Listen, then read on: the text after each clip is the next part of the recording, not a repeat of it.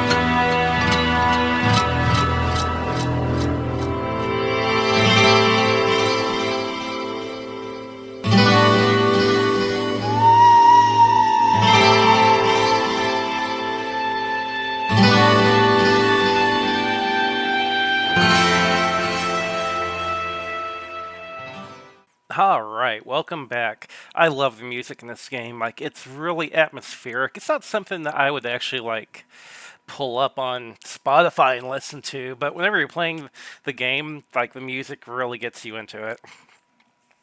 But Diablo, I missed out on the first one. I never caught it. But whenever I was in college, a lot of the guys in the class were talking about Diablo 2. Like, oh, dude, are you getting Diablo 2? Like, oh, I guess I am now. So, went out and picked up the game, and we did some of my first LAN parties ever was playing this game. And I hadn't really played much of anything like it at this point. For the most part, my PC gaming days early on were like first-person shooters for the most part. A little bit of racing here and there. I want to cover Test Drive 4 at some point, which was like one of my first PC games I ever got.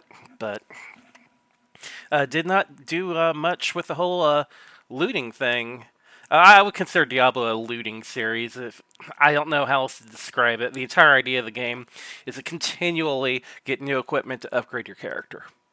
But I spent so much time in the first act of this game, which There's only like 3 or 4 acts, and I spent forever. Oh, there's four. I'm sorry, four in the original game, and there's an expansion that adds one.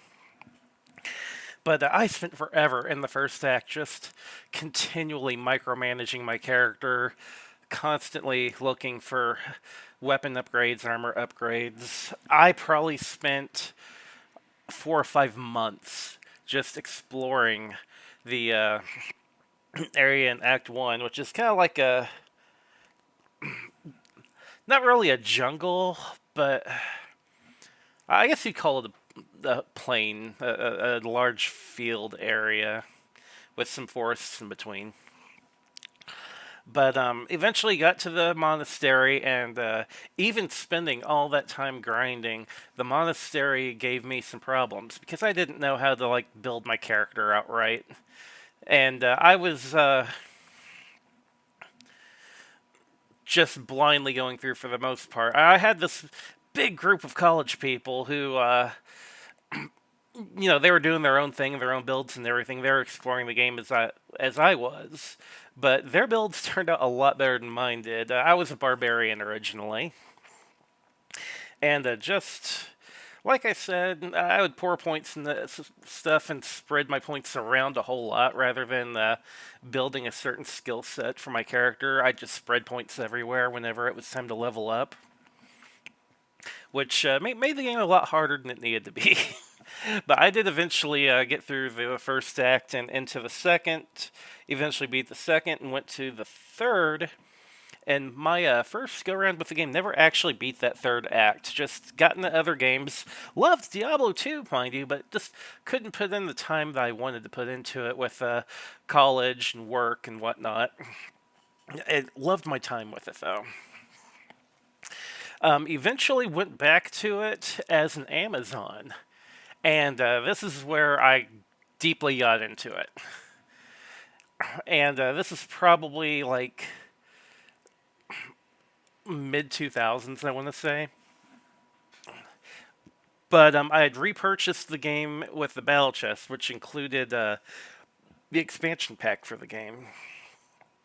Played as an Amazon, and this time did the whole lightning Amazon javelin thing, and it was a blast. And this time I burned through the game like really quick. Like I burned through the first act in like I want to say a day, compared to spending a couple months on it the first go around. And eventually did beat the game and the little expansion for it, which is honestly, I feel like the expansion pack goes pretty quick compared to the main game, but it's still a lot of fun.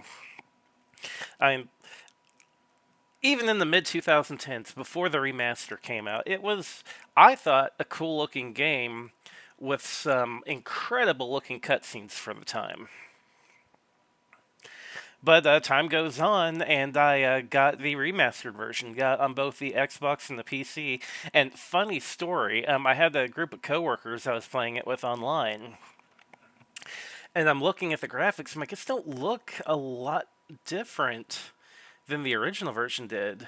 And the guy's like, "Oh, there's a shortcut. Like, hold this button and this direction, and it switches back to the old graphics mode." I'm like, "Oh, cool. I'm gonna look at it." And yeah, it actually does look a lot different. It's amazing what your memories can do. Like, whenever I first looked, I'm like, "It don't look all that different from what I remember." But then, whenever you can switch graphics in the fly like that, wow! I mean, it was an amazing difference on the graphical quality between the two.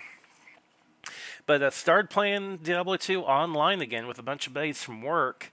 But sadly, what ended up stopping us was a server login issue, where it just sat and took forever to get into the game because we were waiting to log in, waiting to log in, waiting to log in. And it killed the game for my play group to where we just all go play something else. And by the time I went back to the game and you could actually get in and play the game, most everyone else in my playgroup had stopped playing, so I would mostly played it single player, and that was fine. I went through again as the Lightning Amazon and burned through the game on all. Well, the first three difficulty levels. There might be only three. I can't remember if there's a fourth or not. But I burned through it on all three, just continually getting better and better equipment. The third go round, I actually used a guide and respec'd my Amazon outs to be optimal. Now, at this point, this game had been out for, we're talking about the better part of probably 2 decades. So they've torn through this game. Everyone online's played it to where they know the optimal builds for each character. So I did that, used what equipment I had, tried to grind for some other equipment, but again, just had an absolute blast with it. But I highly recommend picking up Diablo 2 Resurrected now that you can actually play it. And that's what really hurt the game for me, is the fact that there's a time period where you could sit there and you could wait 15, 20, 30 minutes waiting to log in, which is just too long, especially if you're already working a job and whatnot, because you only get so much time to sit down and game. And whenever you're waiting to log in, there's no worse buzzkill than that. But I really love what they did with the Diablo 2 remaster, and it's crazy because it was so much better in my opinion than Diablo 3 and even Diablo 4, which I've been playing. I like Diablo 4, but I mean, the high watermark was definitely Diablo 2, and I don't think they have ever been able to surpass it. Just an incredible game with an incredible story. It's something that you can continually go back to because you can always get more levels. You can always get better equipment. Because one thing I didn't bring up, the equipment drops are more or less random. And the stats on each item are kind of random too. It's like a dice roll to what you could possibly get as far as the stats in the item.